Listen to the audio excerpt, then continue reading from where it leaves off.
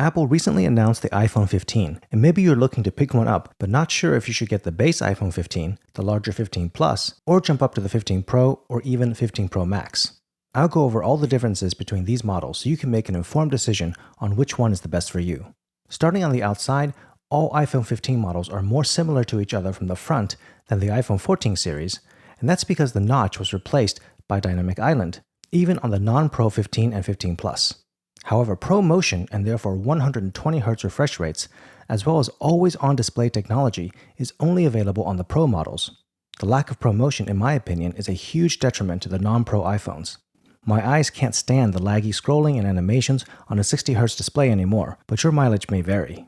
On the backside, the iPhone 15 and 15 Plus come in 5 colors: black, blue, green, yellow, and pink, while the Pro iPhones feature just 4 more muted ones: black titanium, white titanium, blue titanium, and natural titanium. In case you haven't noticed, the Pro iPhones are made from titanium, the kind used in the Mars rover, while the regular iPhone 15 is aluminum. There are 2 screen sizes to choose from. The iPhone 15 and 15 Pro have 6.1-inch screens, while the 15 Plus and 15 Pro Max have 6.7-inch screens. All screens of the same size have the same resolution and PPI, which might lead you to believe that the physical size is also the same, but that's not the case. The Pro iPhones have a slightly thinner bezel, and therefore the height and width are also about 0.04 inches or 1 millimeter less across the board. However, the thickness of the Pro iPhones is actually 1/100 of an inch or 0.45 millimeters thicker than the non-Pro phones. All told, these differences shouldn't be too noticeable. What you may notice more is the weight difference. The 15 Pro is 9% heavier than the 15, while the 15 Pro Max is 10% heavier than the 15 Plus. The iPhone 15 and 15 Plus are only a gram or two lighter than their 14 counterparts, but due to the titanium construction, the 15 Pro is actually only 91% of the weight of the 14 Pro, and the 15 Pro Max is 92% of the weight of the 14 Pro Max. Apple says these are the lightest Pro iPhones they've ever made. Staying on the outside, all 15 series iPhones have USB-C to replace the Lightning port. However, the non-Pro models only have USB 2 transfer speeds, which means up to 480 megabits per second, while the Pro phones support USB 3 transfer at up to 10 gigabits per second. Most people probably don't transfer things with a wire these days, but if you have a workflow that relies on it, that can be a huge difference. It also enables a key new video feature that I'll talk about later on. The side of the phone features another difference. The Pro iPhones now have a customizable action button to replace the ring silent switch, which the non-Pro iPhones still have. This action button can be configured to do things like bring up voice memos, launch the camera, or pretty much any shortcut. But some people say it'll be harder to toggle without looking at the screen if you're used to muting or unmuting your phone in your pocket. Moving to the inside, one advantage of a larger phone is more space for a larger battery. And if we look at the battery sizes, we can see exactly this. This year's iPhones have only slightly larger batteries across the board compared with last year's, so we shouldn't expect much difference. In general, the Pro models claim a few hours more operation time than the non-Pro models. Notably, the 6.1-inch Pro iPhones have a slightly smaller battery compared to the base iPhones, yet the claimed battery life is 3 hours more video playback, which could be due to efficiency improvements in the chip. Let's talk about the chip. The iPhone 15 and 15 Plus are powered by the same chip found in the iPhone 14 Pro last year, the A16 Bionic with 6 CPU and 5 GPU cores.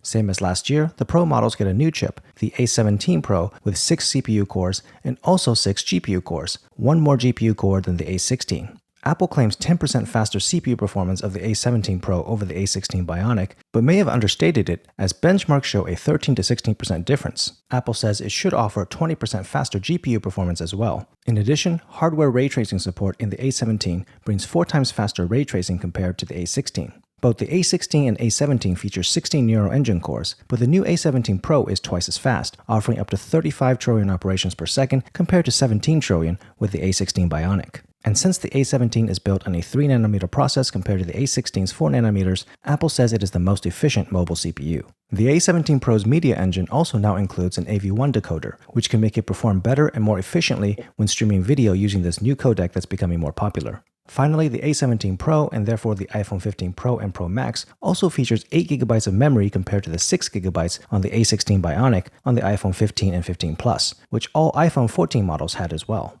That's 33% more memory, which could have an impact depending on the apps and games you run and how you use the phone. Because Apple put Pro in the name, it's likely next year's iPhone 16 won't have this same chip, but perhaps a non-Pro A17 chip instead. Some believe it's so Apple can continue to have USB 3 data transfer speeds restricted to the Pro models only, but perhaps they may also want to perpetuate the difference in memory. One of the major features that makes a Pro iPhone is the Pro camera system. Even though the base iPhone 15 and 15 Plus this year got a 48 megapixel main camera as well, it isn't quite the same as the 48 megapixel camera in the 15 Pro and Pro Max. The pixel and sensor size is a bit larger on the Pro models, though the aperture is a bit higher too. But one important thing to keep in mind is that the 15 Pro does not have a larger sensor than the 14 Pro. In fact, the 15 Pro's main camera has the exact same specs as last year's 14 Pro. You'll have to look at some photo comparisons to see if Apple did some tweaks to make it perform better, other than increasing the file size to 24 megapixels this year across all iPhone 15 models. The Pro iPhones have a third telephoto lens, just like years past, as a major differentiator versus the non-Pro models. However, this is where the 15 Pro and Pro Max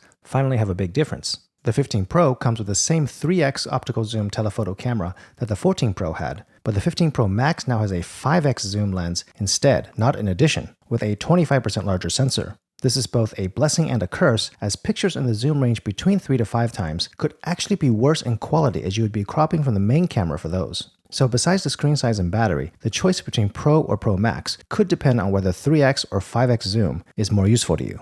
Speaking of zoom, the non-Pro iPhone 15 supports 3 zoom settings: 0.5x enabled by the ultra-wide camera, 1x or 26mm from the 48 megapixel main camera, and 2x at 52mm, achieved with a crop of the main camera to 12 megapixels, since the phone doesn't have a telephoto lens, but Apple calls it optical quality. On the Pro models, Apple compares it to having 7 lenses. You still get the 0.5x, 1x at 24mm this time, and 2x at 48mm settings. But you also get 1.2x and 1.5x crops to mimic 28 and 35mm focal lengths, and the addition of macro photography, and of course the telephoto camera at 3x or 5x zoom. Finally, the cameras on the Pro models do feature second-generation optical image stabilization versus first-gen, and adaptive versus non-adaptive True Tone flash on the non-Pro models. So those may work a bit better on the Pro phones.